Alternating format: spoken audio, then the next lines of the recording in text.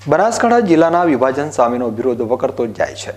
ધાનેરા તાલુકાને વાવ થરાદ જિલ્લામાં સમાવેશ કરવા સામે આજે ધાનેરા વાસીઓએ 5000થી વધુ વાંધા અરજીઓ જિલ્લા કલેક્ટર સમક્ષ રજૂ કરી હતી। બનાસકાંઠા જિલ્લાના વિભાજનમાં ધાનેરા તાલુકાનો વાવ થરાદ જિલ્લામાં સમાવેશ કરાયો છે, જેને લઈને ધાનેરા તાલુકામાં ભારે આક્રોશ પ્રવર્તી રહ્યો છે।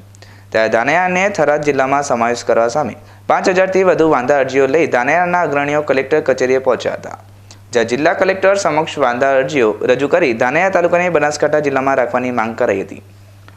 આખા ધાનેરા તાલુકાની સર્વ સમાજની 5000થી વધારે વાંધા અરજીઓ અમે કલેક્ટર સાહેબને આપી અને સર્વ સમાજનો એક જ અવાજ છે કે અમારે બનાસકાંઠામાં રહેવું છે, ધાનેરા તાલુકાને અમારે વાવ થરાદમાં જવું નથી, એ જ અમારો સૂર છે। અને બીજું કે અહીંયા બધા દરેક કાર્યકર્તાઓ પછી દરેક સમાજના જાતિના ધર્મના બધા લોકો ભેગા થઈને કલેક્ટર સાહેબને આવેદનપત્ર પણ આપ્યું અને ગ્રામ પંચાયતના લેટર પેડો પણ આપવામાં આવ્યા છે કે અમે ધાનેરા તાલુકાના લોકો બનાસકાંઠામાં રહેવા માંગીએ છીએ।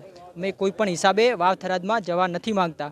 સરકારે અમારી માંગણી સ્વીકારે એવી અમારી વિનંતી છે અને જો નહીં સ્વીકારે તો અમે ગાંધી ચિંધ્યા માર્ગે આંદોલન કરીશું। બનાસકાંઠા જિલ્લાના વિભાજન સામે કોઈ વાંધો નથી, પરંતુ સામાજિક, આર્થિક અને વ્યવસાયિક રીતે ધાનેરા તાલુકો બનાસકાંઠા સાથે જોડાયેલો હોય ધાનેરાને બનાસકાંઠા જિલ્લામાં જ રાખવાની માંગ બુલંદ બની છે। આજરોજ પાલનપુર મુકામે સમગ્ર ધાનેરામાંથી વસતા તમામ જ્ઞાતિના લોકો આજે ભેગા થયા છે, જે આજે સમગ્ર ગુજરાતમાં એક ચર્ચાનો વિષય બનેલો છે એવો બનાસકાંઠા જિલ્લો, એમાં ધાનેરા તાલુકાની એક માંગ છે કે અમને બનાસકાંઠા જિલ્લામાં રાખે।